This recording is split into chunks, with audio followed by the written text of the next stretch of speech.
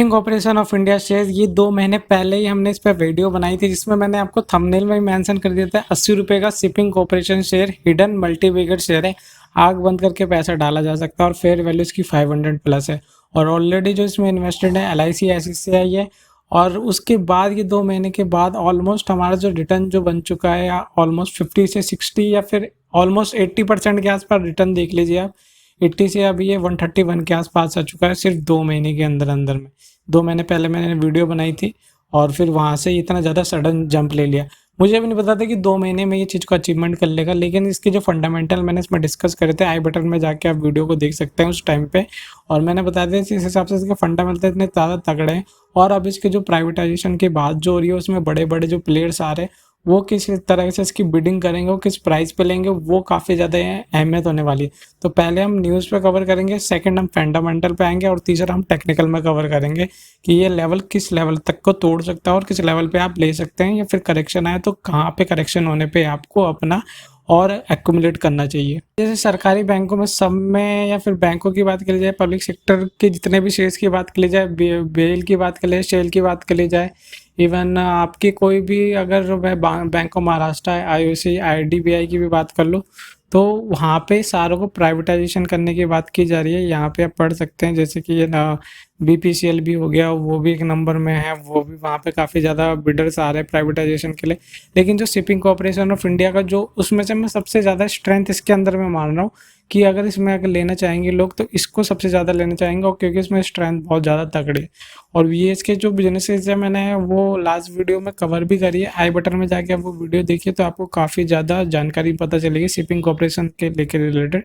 लेकिन ये जो न्यूज़ आई है इसमें बताया जाए मल्टीपल जो बिड्स है वो इस प्राइवेटाइजेशन में पार्टिसिपेट करना चाह रही है, इसको लेना चाह रही है, क्योंकि इसकी अहमियत जान रही कि कितने लॉन्ग टाइम से हिसाब से जा सकता है। अगर अभी की जो इसकी वैल्यूएशन की कैलकुलेट की जाए, अभी जो इसका मार्केट रेट जो होना चाहिए शिपिंग कॉर्पोरेशन का, तो ये अभी 300 प्लस होना चाहिए। तो अभी भी काफ़ी अंडर वैल्यूड में परफॉर्म कर रहा है इसे, तो आप इसे कैप्चर कर सकते हैं। और ज़्यादा जानकारी के लिए आई बटन में वो वीडियो देखिए तो आपको काफ़ी इंपॉर्टेंट चीज़ें पता चलेगी इसके बिजनेस मॉडल को लेकर और सारी चीज़ों के बारे में। अभी मैं बात कर लेता हूँ इसके फंडामेंटल्स को लेके। इसकी बुक वैल्यू जो देखिए 170 के आसपास में दिखाई जा रही है, जो कि अभी जो इसके मार्केट रेट से वो काफ़ी ज़्यादा कम है, 40 रुपये के आसपास जो कम दिखाया जा रहा है। और वो भी हमें पता चलता है कि इस बुक वैल्यू के आसपास भी कंपेरिजन करेंगे हम अगर मार्केट प्राइस के, तो वो यहाँ से कितना ज़्यादा कम में है। और यहाँ पे आप देखेंगे डिविडेंड यील्ड भी ठीक ठाक ही है, और अगर नहीं दे रही तो वो ज़्यादा पार्टिसिपेट करती है वेल्थ मैक्सिमाइजेशन के लिए। और यहाँ पे रिटर्न ऑन कैपिटल एम्प्लॉयड की मैं बात करूँ 5% के आसपास में ठीक है, 5% से ज़्यादा होता है। और रिटर्न ऑन इक्विटी 3% है, और जैसे प्राइवेटाइज होगा तो मुझे रिटर्न ऑन इक्विटी 10% प्लस भी दिख सकता है इसमें, मैं कोई बड़ी बात नहीं होगी इसमें। अभी हम आ जाएंगे मेन चीज़ में कि यहाँ पे जिसने प्रोज और कॉन्स जो बताया हमारे सामने, जो इसके कंपनी का जो डेट है वो कम हुआ है और अभी बुक वैल्यू से काफ़ी कम में वो ट्रेड हो रहा है। अभी जो कॉन्स में इन्होंने बताई है हमें चीज़ें, तो कंपनी है डिलीवर जो इनकी सेल्स थोड़ी सी गिरी है 5 ईयर्स के कंपैरिजन के हिसाब से बताई गई है, और इक्विटी का बताया गया है 3 साल के में कम हुआ है। और लायबिलिटीज जो उनकी थोड़ी सी बढ़ी है 2,500 करोड़ के आसपास में, और डिविडेंड पे आउट जो है वो भी थोड़ा सा कम रहा है, प्रॉफिट के जितना देना चाहिए उतना दिया नहीं। तो ये कुछ मुझे मेजर लगते नहीं। जहाँ तक थोड़ा सा लायबिलिटीज़ का हिसाब है तो एक्सपेंड करेंगे तो लायबिलिटीज़ तो थोड़ी बढ़ेगी ही वहाँ पे। और अब इसकी पीयर की कंपैरिजन करूँ मैं यहाँ पे जी शिपिंग से कर लूँ या फिर ऐसे शिपिंग से कर लूँ, तो वहाँ पे ज़्यादा प्रॉमिसिंग मुझे यही लग रहा है। 5% के से ज़्यादा रिटर्न ऑन कैपिटल एम्प्लॉयड इसकी है। बाकी की अगर कंपेरिजन करें तो ये सी मैक की लिमिटेड है 25% के आसपास में। और अगर सेल्स और क्वार्टर देखूँ तो मुझे ऑलमोस्ट इसी का सबसे ज़्यादा देखने को मिल रहा है, 800 प्लस जो दिख रहा है काफ़ी बेहतरीन है।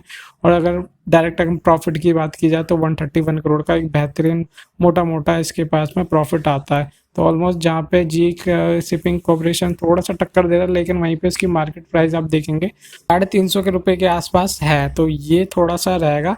लेकिन यहाँ पे हमें अभी भी देख सकते हैं शिपिंग कॉर्पोरेशन काफ़ी अंडर वैल्यू 130 के आसपास जो ट्रेड हो रहा है, उस हिसाब से काफ़ी बेहतरीन ऑप्शन है आपके सामने। अभी मैं आ जाता हूँ, लास्ट टाइम में मैंने दिसंबर क्वार्टर का नहीं किया था एनालाइज, अभी उसके रिजल्ट आ गए हैं तो वो भी मुझे अच्छे खासे देखने को मिले। सितंबर 2020 में जो 843 था ऑलमोस्ट उसको मेंटेन करके रखा है, 841 का किया गया है।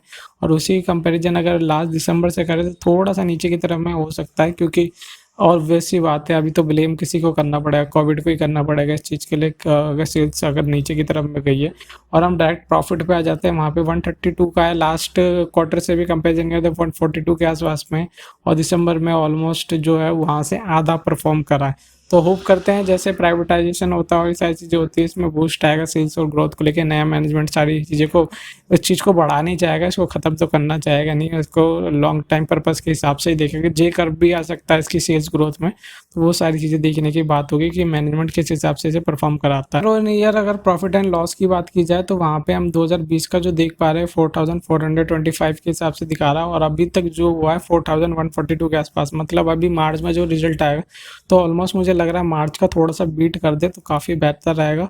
तो वहाँ पे शेयर में इस हिसाब से भी बूस्ट आ सकता है, जैसे प्रॉफिट में भी इजाफा होता रहता है, वो सारी चीज़ें होती है। लेकिन एक इंटरेस्टिंग चीज़ और आप लोगों को अभी दिखाऊंगा, वो देख के आप काफ़ी हैरान हो जाएंगे। प्रॉफिट यहाँ पे हम अभी देख लेते हैं 721 के हिसाब से, मतलब ये 12th मंथ का दिखाया गया, और मार्च की बात कर ली जाए 336 के आसपास दिखाया, जो कि हमें दिखाता है कि यहाँ से भी अगर 2021 के भी अगर रिजल्ट आए इस टाइम में, अगर अभी जो आएगा 2020 का पूरा लेखा जोखा अगर आएगा 2021 में, वहाँ पे भी हमें अच्छे खासे प्रॉफिट देखने को मिलेंगे 2020 के कंपैरिजन में। पे इन्होंने कंपाउंडिंग सेल्स ग्रोथ दिखाई है 3 साल के 9% के आसपास, जो कि अच्छी है। प्रॉफिट भी इन्होंने अच्छे दिखाया 13% के आसपास। जो टीटीएम है अभी उसमें भी दिखाया 152% प्लस है, वो भी बहुत अच्छी बात है। और अभी जो CAGR देखेंगे स्टॉक प्राइस का, ऑलमोस्ट आपको पता है कहाँ से ये 70 या 60 के लेवल से भी काफ़ी ज़्यादा ऊपर में बाउंस गया, मतलब ऑलमोस्ट ये 100% से ज़्यादा का इसने रिटर्न दिया स्टॉक प्राइस का। और रिटर्न इक्विटी अगर देखेंगे लास्ट ईयर के कंपेरिजन में तो 3% है। तो ये चीज़ मेरे को नहीं दिखानी थी आपको, मेन इंपॉर्टेंट चीज़ आप देखेंगे, आप देख के हैरान हो जाएंगे। पहले इसे बैलेंस शीट को दिखाने से पहले मैं ऊपर आऊँगा और यहाँ पे आपको मार्केट कैपिटल दिखाऊंगा 5757 करोड़ के आसपास में, और जो कि इसके ऑलरेडी इसके रिजर्व्स में अगर आप आएंगे तो यहाँ पे आप साफ देख पाएंगे कि इसके पास ऑलरेडी 7458 करोड़ का रिजर्व ऑलरेडी बैठा हुआ। तो कहाँ पे इसकी 57,100 करोड़ के आसपास में 2400 प्लस के आसपास में इसके पास में रिजर्व से। तो काफ़ी बेहतरीन चीज़ यहाँ पे हमें देखने को मिलती है कि यहाँ से मार्केट कैपिटल से ही ज़्यादा इसके पास में रिजर्व पड़ा हुआ है, जो कि एक बेहतरीन बात है, और वो टोटली शेयर होल्डर्स का होता है। तो यहाँ पे आपके पास अपॉर्चुनिटी शेयर को गैप करने की।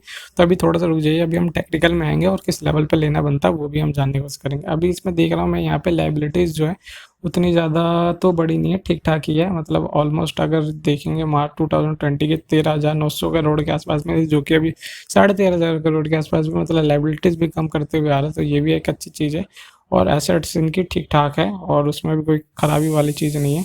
एसेट भी 10,000 करोड़ के आसपास में, जो कि ठीक है, इतने होने भी चाहिए। एसेट्स प्लस अगर आप रिजर्व्स कर ले तो देखे काफ़ी ज़्यादा वैल्यूएशन हो जाती है इस कंपनी की। तो अभी इसके कैश फ्लो में कुछ देखने को मिलता है, तो सबसे इंपॉर्टेंट चीज़ मुझे देखने को मिलती है, अगर ऑपरेटिंग एक्टिविटी में आप पैसा डाल रहे हैं, मतलब आपके पास बिजनेस आ रहा है तो उसमें खर्च करने के लिए आप पैसा डाल रहे हैं, तो वो भी मुझे अच्छा खासा देखने को मिला। 2019 में 712 थे और अभी मार्च में 900 करोड़ के आसपास में हो गए, जो कि एक अच्छी बात है। सही चीज़ दिखाती है कि कंपनी में डिमांड आ रही है चीज़ों की, उसको लेके ये पैसा डाल लिया और यहाँ से ग्रोथ की तरफ में जा सकता है। तो मैं इनमें से एक ही मेरे को चीज़ इंपॉर्टेंट दिख रही है, डेटर डेज, जो काफ़ी 61 डेज का था, अभी उन्होंने 50 डेज का कर दिया। मतलब अपने डेटर से जो भी वो माल उठा देते हैं उन्हें जल्दी पेमेंट कर देते हैं, तो एक अच्छी बात है। अब मेन फोकस आता है शेयर होल्डिंग पैटर्न को लेके। यहाँ पे मैं देख पा रहा हूँ जो प्रमोटर्स की जो होल्डिंग थी, मतलब ऑब्वियस सी बात है वो गवर्नमेंट ही है, 63 के आसपास में है। और वहीं पे एफ के देखेंगे आप 0.96 के आसपास में जरूर उन्होंने प्रॉफिट बुक किया होगा 100 के क्रॉस करते हुए। और यहाँ पे डीआईज ने भी थोड़ा सा अपनी स्टेक जरूर कम करी है, लेकिन अभी जैसे जैसे प्राइवेटाइजेशन होगा तो यही लोग वापस से टूट पड़ेंगे। 150 या 250 रुपये के लेवल पे आएगा तो ये टूट पड़ेंगे। तो आपने अच्छा किया, पब्लिक लोग जिन्होंने भी इसमें होल्डिंग बढ़ा के रख रखी है उनके लिए बेहतरीन अपॉर्चुनिटी रहेगी लॉन्ग टाइम पर्पस के हिसाब से। अच्छा, टेक्निकल्स में मैं देख रहा हूँ यहाँ पे अच्छा खासा कंसोलिडेट हुआ ये शेयर, आसपास 80 से लेके 90s के लेवल पर काफ़ी टाइम तक रहा, और काफ़ी लोगों ने यहाँ पे प्रॉफिट बुक भी करा और यहाँ पे अच्छा खासा एक्यूमुलेट भी करते हुए चले। और फिर जैसे ये ब्रेकआउट दिया तो यहाँ से देख रहे हैं फिर ये 100 के लेवल को आया, फिर 100 का जो साइकोलॉजी लेवल होता है फिर इसको तोड़ते हुए ऊपर की तरफ में भागना स्टार्ट हो गया। अभी यहाँ से फिर से 132 के लेवल के आसपास में आ गया।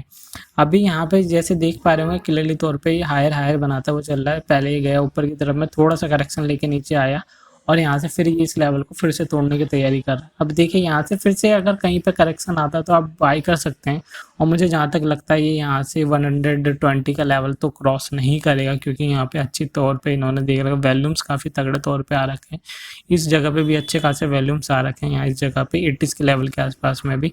तो इन लोगों को पहले ही था कि यहाँ पे अच्छे अच्छे इन्वेस्टर आने चाहते हैं। और जैसे कि मैंने उस वीडियो में भी मेंशन करा था, इसके जो खुद के जो एम्प्लॉयज़ है इस शेयर को लेना चाह रहे हैं, खुद इसमें पार्टिसिपेट करना चाह रहे हैं, और वो तो इतने पैसा उनके पास में है नहीं, लेकिन वो एक नए इन्वेस्टर को ला के वहाँ पे कहना चाह रहा है कि हम ही कर देंगे सारा ऑपरेशन के लिए, और उनको पता है कैसे करके रन कराना है ये सारा बिजनेस। तो ये खुद ही एक बार जब एम्प्लॉयज़ का इतना भरोसा है इस शेयर को लेके, तो फिर आप जान सकते हैं कि शेयर के लॉन्ग टाइम पर्पस के हिसाब से क्या रिजल्ट रह सकते हैं।